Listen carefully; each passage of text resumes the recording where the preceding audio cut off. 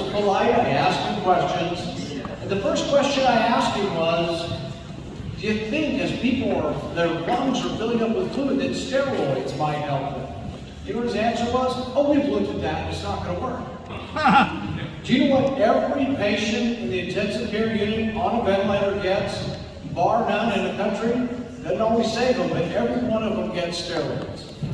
I talked to a doctor yesterday in Shreveport, and he said he was giving patients steroids in the early part of this, before it was known what the disease was, and they were saving lives. It came down from on high from Fauci that the steroids didn't work, and he said the worst mistake I made in my medical career is I stopped for 12 weeks. For 12 weeks I stopped giving steroids and the patients were dying, until then suddenly, guess what? Dr. Fauci changed his mind on steroids, and now everybody in the country gets them. You have a doctor out in Midland, a Dr.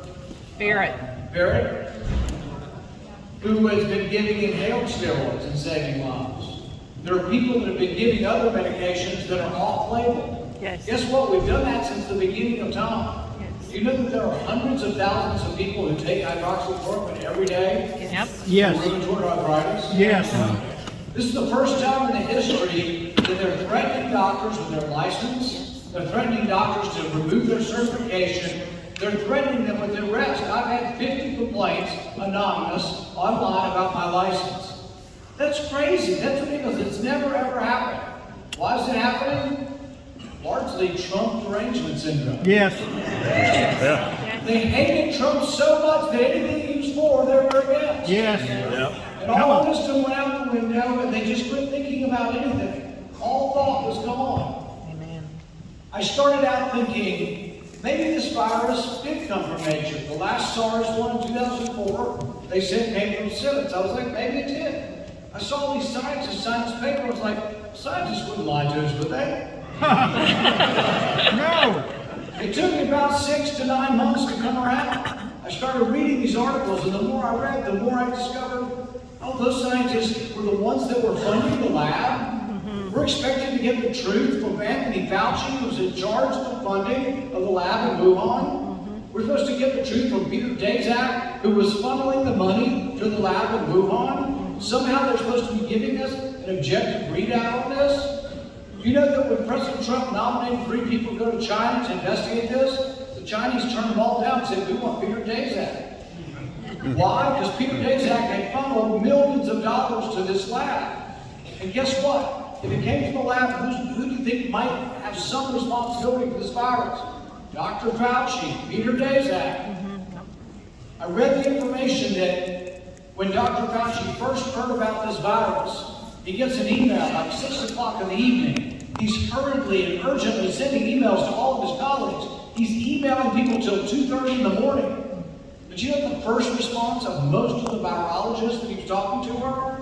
Holy cow, they looked at the sequence of the virus and they said, there's a sequence in there that the Chinese have been wanting to insert into the virus through experiments that other labs have doing, and when they insert that sequence, it makes it more contagious in humans.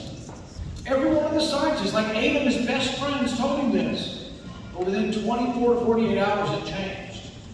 They had a conversation. We have snippets of that conversation. We have conversations between Dr. Fauci and Dr. Collins, Francis Collins, head of the NIH. You know what they're saying? They're saying things like, well, it might be true, but it would be damaging to science. Good. Great. You know, of course, Dr. Fauci is science. Somebody sent me a picture today. There's a picture of Dr. Fauci and said, if you follow the science, where it'll lead to Fauci's bank account. I'm not making any allegations about his bank account, but I am saying that they did lie to us. And people say, did they lie for monetary gain? Why did they lie to us? I think they lied to us because they think we're too stupid to make our own decisions. Right. This is what elitism is. Yes. Elitism is. This is what liberalism is. It's the idea that the common man is too stupid to make decisions on healthcare. We're too stupid to make a decision on vaccines. We're all just too stupid to make these decisions. So they're going to do it for us. And they might have to lie to us. So initially he came out and he said, well, masks don't really work. which is about the only true thing he ever said. We studied this for decades. Masks in very careful circumstances can work if worn properly. But if you ask a doctor or nurse what kind of mask do they wear when they go to the COVID room, it's N95. They don't wear anything else. They don't wear cut-up undergarments. They don't cut out a t-shirt, put their t-shirt on, and say they're protecting each other. They wear N95. They also wear like a hazmat suit. They wear gloves. They wash their hands before they put all that stuff on. They rip it all off, and they come out of the room and they throw it away. Yeah. Do you think anybody lives that way? You do it in the hospital because we're trying to save the lives of the doctors and nurses. We used to care about the people who took these risks to take care of us. Many of the people in the first year before there was a vaccine, the doctors and nurses, guess what happened? Some of them died taking care of us. I know a doctor personally in my town who died because she was there on the front lines. But the thing is that many of them survived and many of them got COVID. So what does Dr. Fauci think of a doctor and nurse who risked their lives and survived? He thinks not a damn thing about it, and he's fine with firing him, and I think that's all.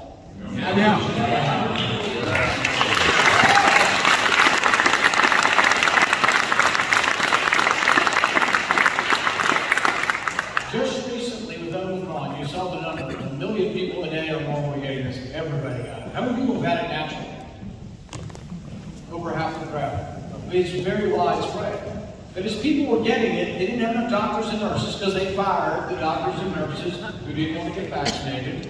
But here's the interesting thing. They got so short on doctors and nurses, you know what they did? They said, oh, we'll take the sick doctors and nurses back. Just wear a mask. Everybody will be fine. So they're so paranoid that they won't let you either get vaccinated. They're letting sick people treat all the people in the hospital. What about the doctors and nurses that have already had the disease? Are they immune? When I got it in March of 2020. I didn't really get any symptoms, but I walked down the hall, and I do have a little bit of scientific training. I get these snot-nosed reporters that are like 23 years old coming up to me with 6 masks, ear towels, coming up to me saying, "You're not wearing a mask." Well, this is before I ran off the elevator twice.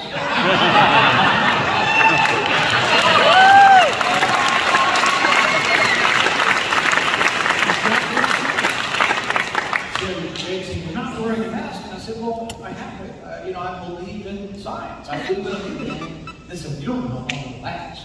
And they kept saying this and saying when the vaccine came out, and they're like, you don't know how long yours will last, you're not vaccinated. I said, well, I don't know how long your vaccine's going to last.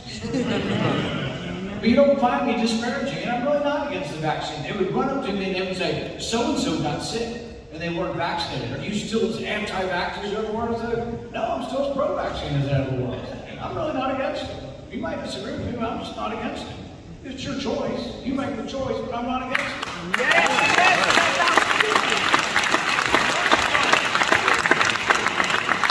But I'm against them cherry-picking the science to lie to you.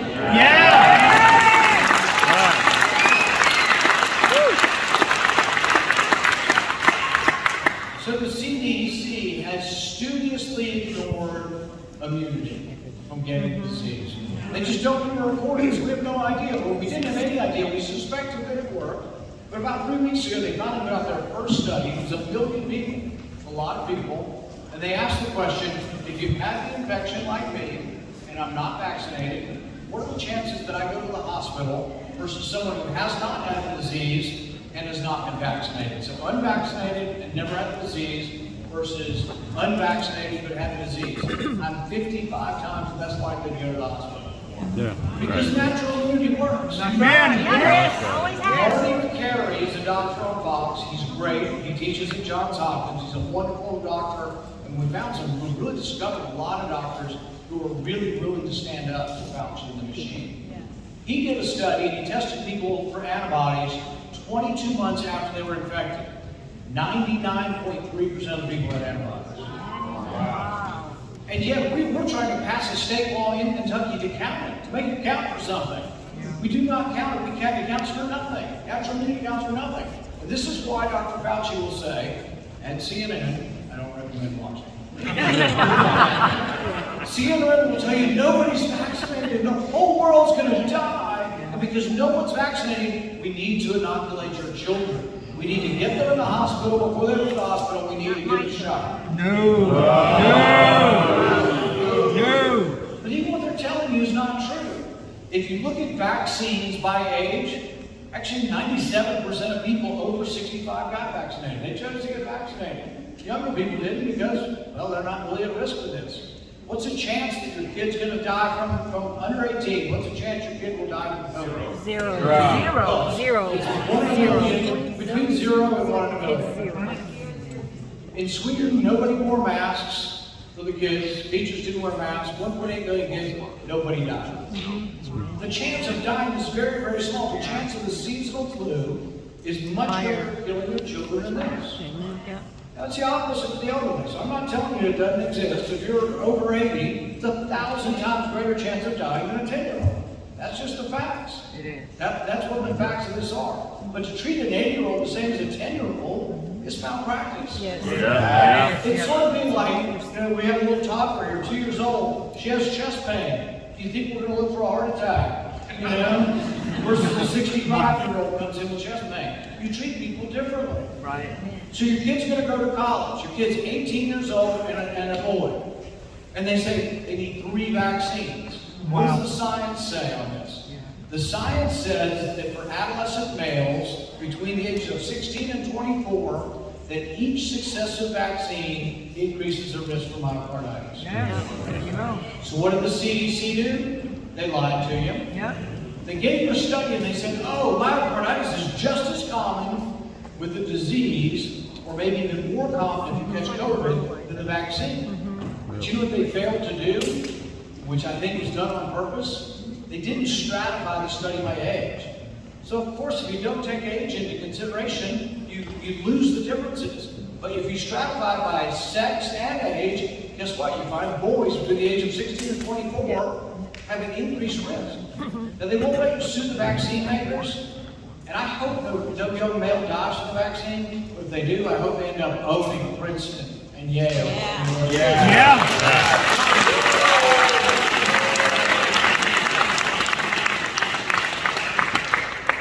So the other day they asked me about the truckers. Anybody here for the truckers?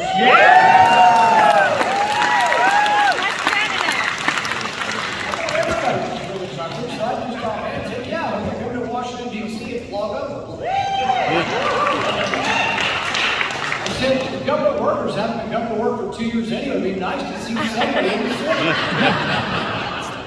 75% of government workers still don't come. 75% of government workers do not come to work. Wow. I think that's an indication maybe we could get rid of 70%.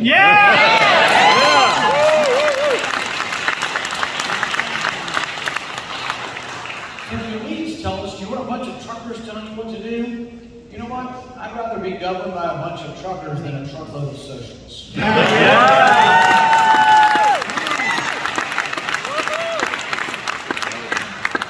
But COVID isn't just about a disease. It's not just about them obeying the science or not obeying the science. COVID really is about collectivism versus individuals. It's about freedom. Should you get to make your own medical decisions? Are you going to have to present papers to show up? Is your kid not allowed to be on the football team or choir or band or whatever in school? They're not allowed to go to school unless you submit to the government, unless you submit your papers. You can't eat in a restaurant. You can't travel. Is that the kind of country we want to live in? No! So they shut the economy down. They said if you just put plexiglass, if you walk around plexiglass around, you will be fine. They didn't realize that the virus sometimes goes over the plexiglass. Say it ain't so, Joe. So wear a mask, stay 6 feet apart. You know, the former head of the FDA looked at the 6 feet apart, and so did MIT professors. They said, you know what? When it's really contagious, probably 20 feet's not enough. There is no degree of separation. You can still get it. It's floating in the air. And that means people at risk should be cautious. It's different between how old you are. It's different whether you're overweight or not. There are things, I'm not one of the I've known people who have died. So I'm serious about the disease. We have to treat people individually. If you brought me your 15-year-old boy and asked me whether I should take the vaccine, and you think you're leaning towards it, you want my advice, the first thing I'm going to do is draw their blood to see if they have antibodies to the disease. I would do that for an adult too. Because if you've been vaccinated twice, And you come to me and say, well, they tell me I need a booster now. Every 3 months I need a booster. But I think I had Omicron in December. I test you for antibodies because you can make an informed decision. So I'm not completely against the vaccine. I'm for giving you the information if you want it to make a decision on this. But it wasn't just about the science. They decided to lock the economy down. And then in locking the economy down and shutting everything down, they decided, well, the best way, since people can't work, is just to give them money. Really? So they printed up checks and they just gave everybody a $1,400 check. So if you do the math, I think the prices of last year are enough to wipe out the whole $1,400. Yeah. There is no free lunch. There is nothing in this world that is free. You get things by working hard. You know that.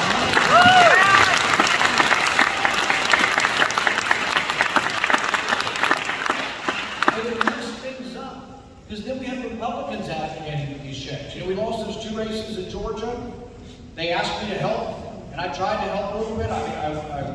The Libertarians got 1,000 votes, and I said, I'll talk to some of these Libertarians. I went on a podcast, and the guy said, we know we're not going to get these Republicans to agree to everything, but could they at least agree to get rid of the Department of Education? It's like, really, that's a fairly mainstream Republican idea, at least it used to be. Yeah. I remember when I was a kid, my dad was a delegate for Ronald Reagan. That was part of the platform. Get rid of the Department of Education. Yeah. Education, you know? Yeah.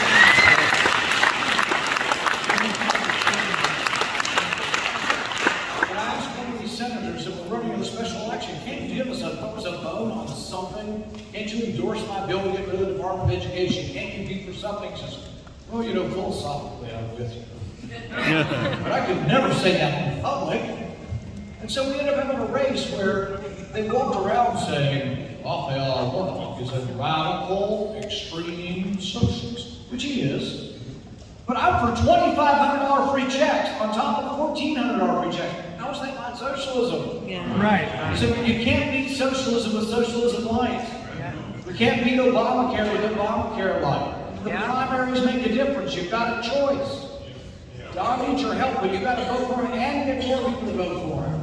If you can get into a runoff, cool things can happen.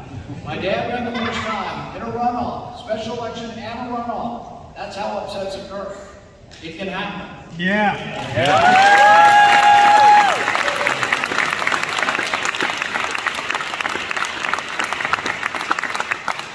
First time I fly up to Washington on Monday and I fly back on Thursday. I get home, I'm tired, and I'm on a government job, it's a long one. So I come home and my wife looks at me and she says, well, how come Fauci's not in jail? What are you doing up there? Yeah. So I understand the frustration, but it's also the motivation. We have to take something back. If we win in the Senate, I'll be in charge of the committee, I'll have subpoena power, and I promise you, I'll subpoena everyone.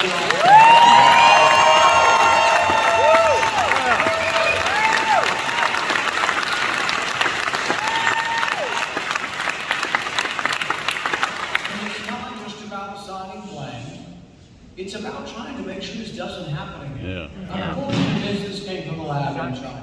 If we don't want it to happen again, should we investigate whether or not we should send your hard-earned money to a lab in Wuhan? Right. But we also ought to know, should we send it to a lab in Galveston or in Chapel Hill? I think taking viruses that have a known 15% or 50% mortality and combining them with an unknown virus is wrong. And it's dangerous. Yeah. There was a professor from MIT who wrote in the Washington Post recently, which is not a conservative periodical. He wrote in there, and he's not a Republican, he wrote that this kind of research threatens our very civilization. That's right. Yeah. Because what they're doing is taking, the thing about nature is sometimes you get viruses that are deadly, but not very transmissible. There was something called MERS back in 2004. Yeah. Another coronavirus was the one passed by camels, 50% mortality.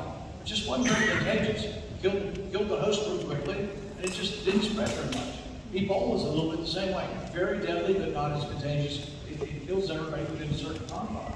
But would you want to take something with 50% mortality and say, what if we could make it more contagious? That's what they're doing in the lab. Those are the things you're financing, both in North Carolina and in Wuhan, and they're working together.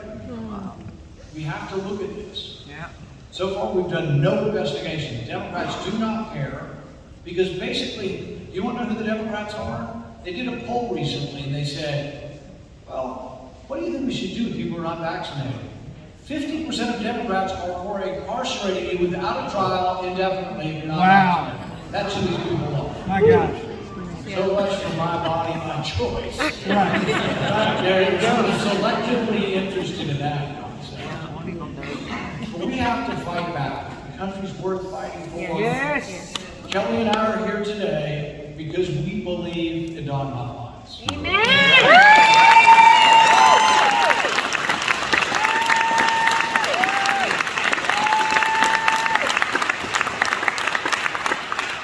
The Huffines family have been leaders in the liberty movement in Texas and across the nation for decades now. They were great supporters of my dad, they've been great supporters of mine, and we want to try to do everything we can to help Don be your next governor. Thank you.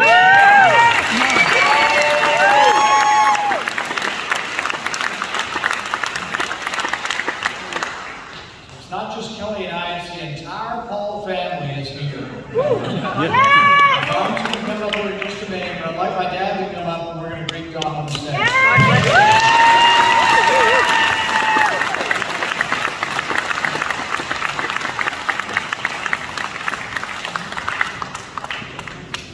So without further ado, I would like to welcome my dad and the next governor of Texas, Don Huffines.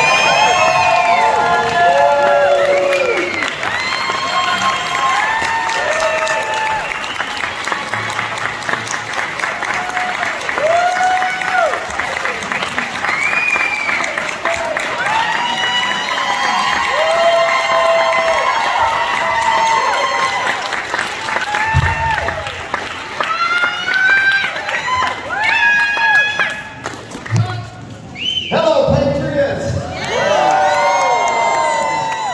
Let's give it up for the two champions of liberty for the whole United States of America. Paul, Red Paul, right here in Houston. These two guys have lit the prairie fire of liberty and it's still burning, let me tell you. It's never going to go out thanks to Ron Paul and Rand Paul.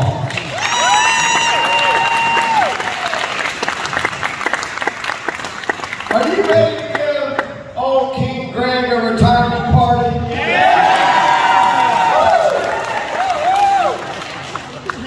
Well, Patriots, what are we trying to do when we're betting at Canada? We're trying to determine, are they going to live up to their campaign promises? Right? Are they a liar like all the other candidates that run for office? Well, I can tell you, I lived up to mine. I did. When I ran for the Texas Senate, I promised a lot of things that nobody thought could ever happen. I said I would eliminate a government agency. I said I would represent the people. I said I would cut government. And I said I'd root out corruption and it'd always be there 100% of the time. And I delivered on all that. I closed a government agency because he was stealing tens of millions of dollars from Dallas County taxpayers. I got no help in Austin on that. I got the Texas Rangers involved and the FBI involved, and we got 6 people put in prison, including the deputy mayor of the city council of Dallas. Wow. Serving 6 years in federal prison.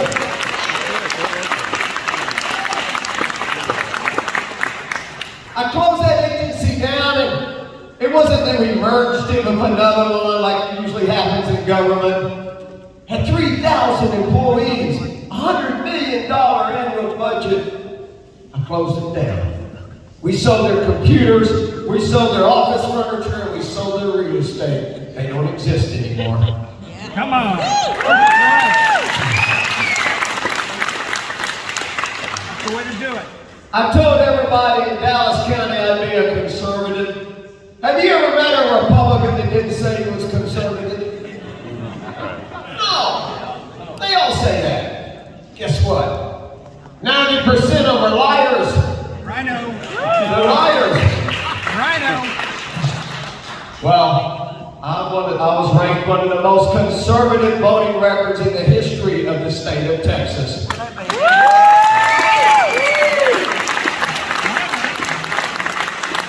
I delivered on that. A lot of people say, well, they have excuses. They say, well, I'm just voting my district. Well, let me tell you, if I voted my district, I'd be a Democrat, because a Democrat beat me in 18. I was in the most liberal Republican district you could be in Dallas County. Let me just tell you some stories a little bit of what goes on in the swamp in Austin. It might not be as wide as the one in Washington, but it's every bit as deep. It's a very vindictive place. Right after inauguration in 2015, there's only 31 state senators, There's only 20 Republicans when I was there. I was there from 14 to 18, and the Democrats knocked me out in 18 when they finished taking over Dallas County. There's 3 Republicans left in the entire county. Trump barely got 30% of the vote in Dallas County. Well, right after inauguration, the leadership calls a meeting in the caucus as a whole. So the whole Senate, we all go in there, including the Democrats. And that's the point of the story, that Democrats are always in all of our meetings. And he says, welcome, senators. Welcome to the most exclusive club in the state of Texas. There's less than 150 of you still alive. You're so lucky to be part of this club. Your loyalty always lies with your fellow senators. You will never do anything to hold them accountable. You will never do anything to embarrass them. You're so lucky to be part of this club. And they talk about it, and they go off on it. And for another 5 or 10 minutes talking about how great the club is and how lucky we are to be a member. And so I'm just sitting there thinking, I guess I'm the only guy in here that was wondering why they call legislators members.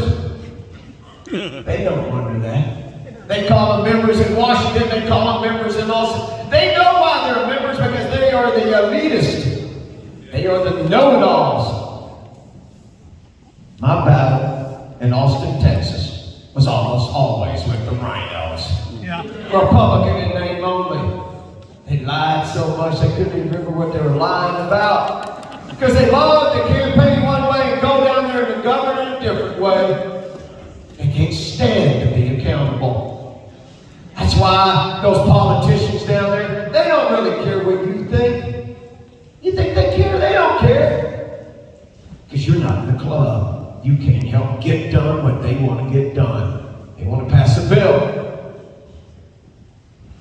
When I was the first state senator to file constitutional carry,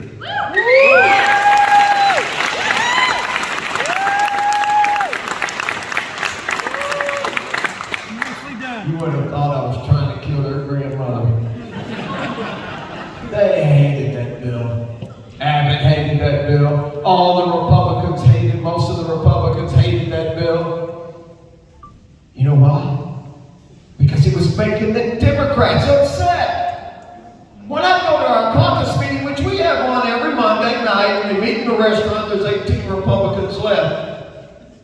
You know who they talked about more than anybody? They didn't talk about you. They didn't talk about the grassroots. They didn't talk about our party platform, which I took with me wherever I went, because I love our party platform. I fought for it for 25, 30 years. Who they talked about more than anyone at our caucus meeting? It's the Democrats. How are we going to make the Democrats happy? What do the Democrats think? How are the Democrats going to respond? And then they finish the session up and they brag about having 30 partisan bills out of 500 or 1,000 bills. That's why we don't get our legislation done. They don't care about us. Right. They care about the Democrats. Yeah. Well, old King Greg, you think he cares about us? Have you ever seen him hold up our party platform? Have you ever seen him talk about it? No. That's right. And you never will. Let me tell you, Patriots, the governor of Texas is the leader of the Republican Party of Texas. The governor of Texas is the leader of the state of Texas. He can get almost any bill done anytime he wants. We don't get our priorities done, stopping children from getting mutilation of our children, taxpayer-funded lobbying, or anything else, because he doesn't want it to be law. Otherwise, it would all be law. He doesn't believe in it. I just have a different way of seeing things than old Greg. The catalyst for me to get into this campaign started in March of 20. I put a tweeter bird out warning everybody what he was going to do. I told everybody he was going to shut us down, put a martial law on us because he listened to that lying piece of crap Fauci.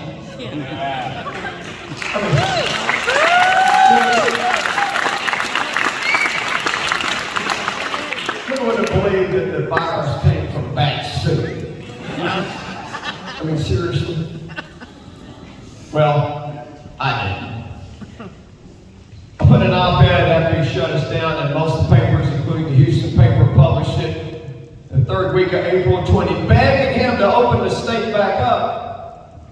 And one day, he put basically 3 million Texans out of work.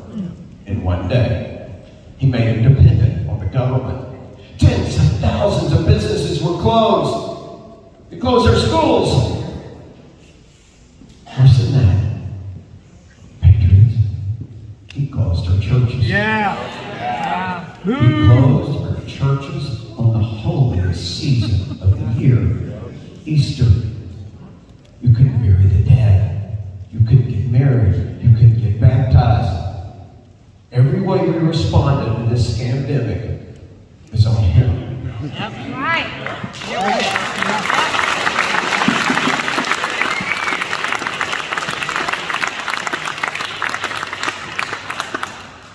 In the history of Christianity, 2,000 years, we've never closed our churches. That's right. You know why? Because you're talking about possible salvation of souls. Eternal salvation. That's right. 9 months of a mask mandate, and people thank you for taking that off, and that's like thanking a thief for bringing some of your stolen goods back. Yeah.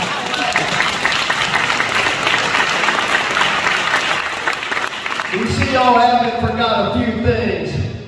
He forgot that the fundamental role of government is always to defend your God-given liberties.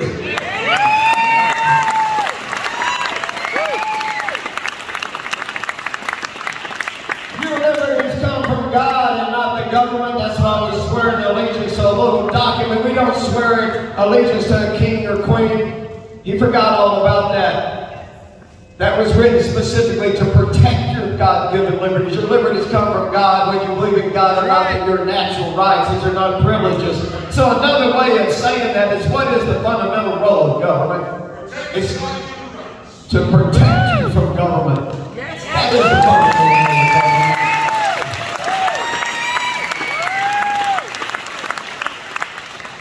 And another thing he forgot, that a true patriot never blindly follows government. A true patriot will question government. You don't just have the authority to question government, you've got an obligation to question government.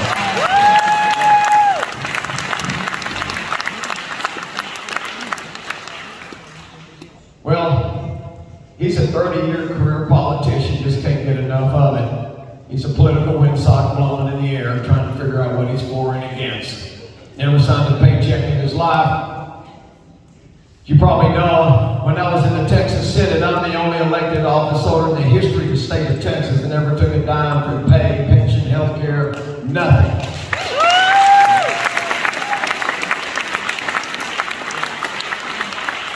And of course, I'm going to do the same thing as your governor. I don't work for the government. There's nothing the matter with working for the government, but the government didn't hire me. The people hired me.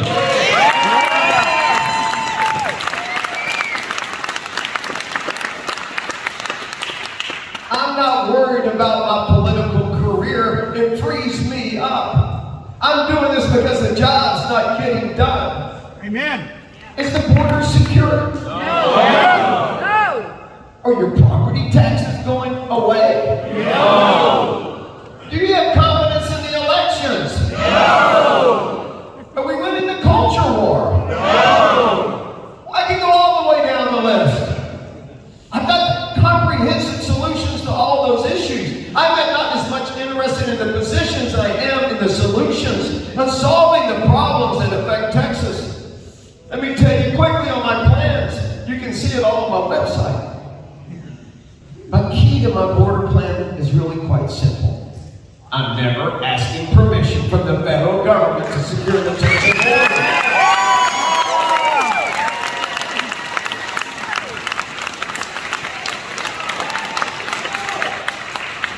It's not necessary. Patriots, this is one of the reasons this is the most important election in the country, and it might be one of the most in our history of our nation. The federal government's never secured the border. They never have, and they never will. When we had the trifecta in Washington, with a courageous President Trump, was the border secure? No, but still porous. I was on the committee in Austin for border security.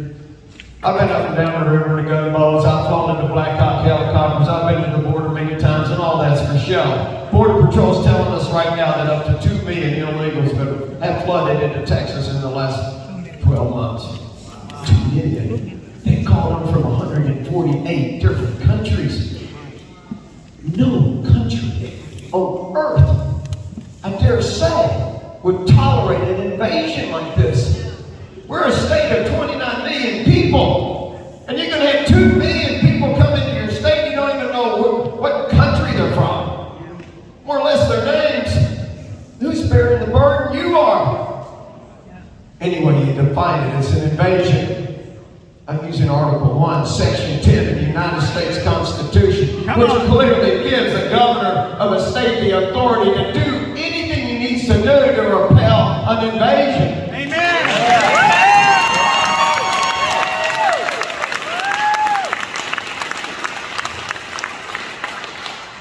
I'm engaging the entire Texas military. I'm soliciting military support from other states. We need about 45,000. We're going to secure the river. The rules of engagement are quite simple. It's to stop the invasion. Yeah. Come on. We're not enforcing immigration law. I'm going to immediately deport every illegal back across that river. There's 25 bridges over that river. I love Mexico and I love Mexicans, but let me tell you, they're being a really bad neighbor. Bad neighbor. I'm going to stop all inbound commercial traffic from Mexico until they take back their side of the river from the most dangerous criminal organizations on earth, the Mexican cartels.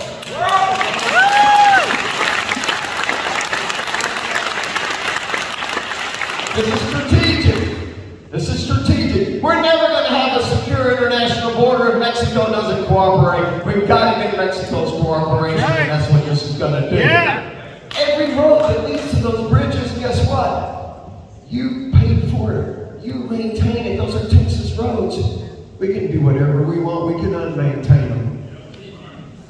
I'm going to get E-Verified done in the legislature, so if you employ one person, you're going to have to get them E-Verified.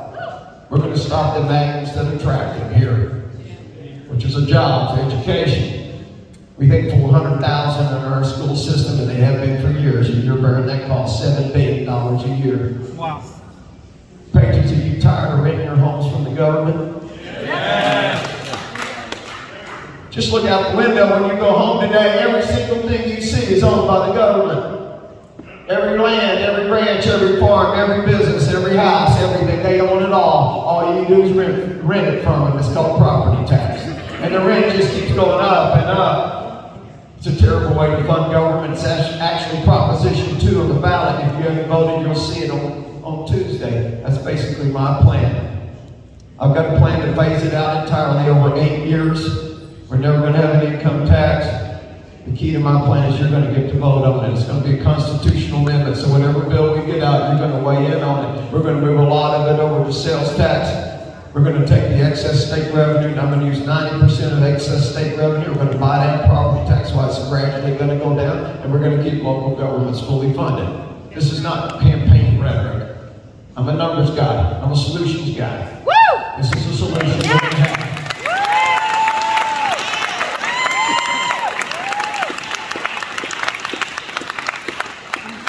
We've got to have confidence in our elections. It's the foundation of our constitutional republic, and let me tell you, it's cracking right now. It's one of the number one causes of Civil War. We're going to stop all that. We're going to make sure you get confidence. I'm creating a new law enforcement division at the Department of Public Safety. Have up to 500 officers in it. That's all they're going to work on is election integrity and government corruption. They'll be familiar with all the laws. A new court system, new prosecution system, so we can put people in jail for cheating. Very nice.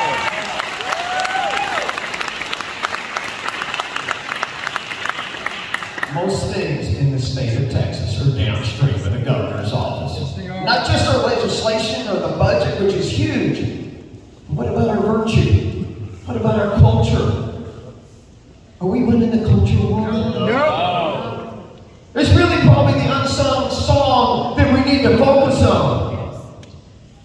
Right now.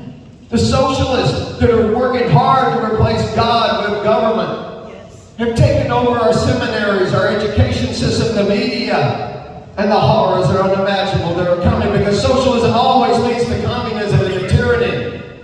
It's here right now. This is a case of good versus evil. Well, guess what?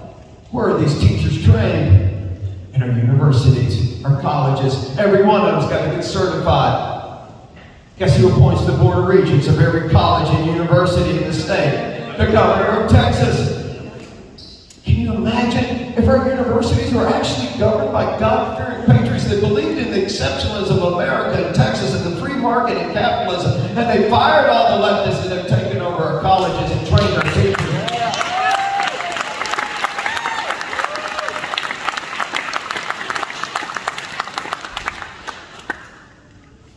All of that's real possible. All of that's going to happen. I'm interested in the solutions. Patriots, as you probably know, we've lost more liberty in the last 22 months than I thought was ever possible. Right. And it was done to us by a Republican governor in Texas. Yep. Wow. Texas! What do you think the future's going to hold? And I say this often. If you like the border the way it is, if you want your property taxes to keep going up and all the other things, you can go vote for the other guy. Because that's what you're going to get. A career politician that doesn't want to solve anything. It's all he's worried about in his career. There's no one coming over the hill to rescue us. There's no cavalry waiting.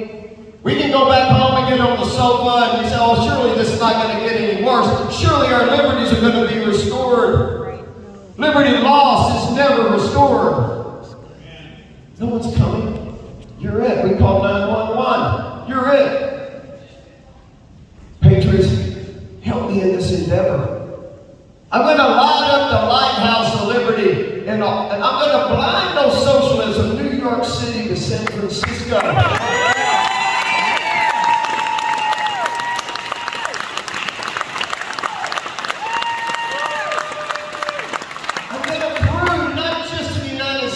What it means to be sovereign, because I never asked you permission from the federal government to do anything. I'm going to prove what it means to be sovereign to the whole world. Is going to see what Texas is about.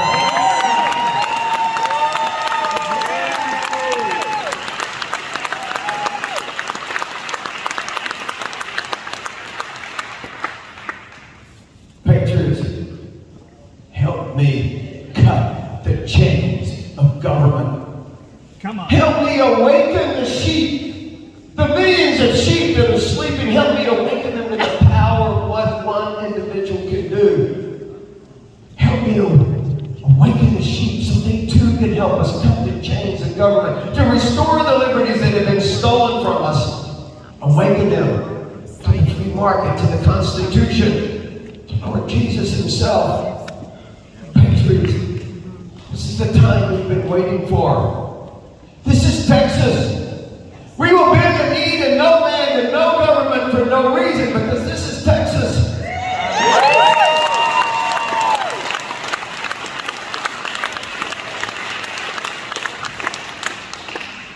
Patriots, join me in this revolution of ideas and solutions, and the only ammunition we need is our love of Texas. This is the time we've been waiting for. Our greatest days are coming.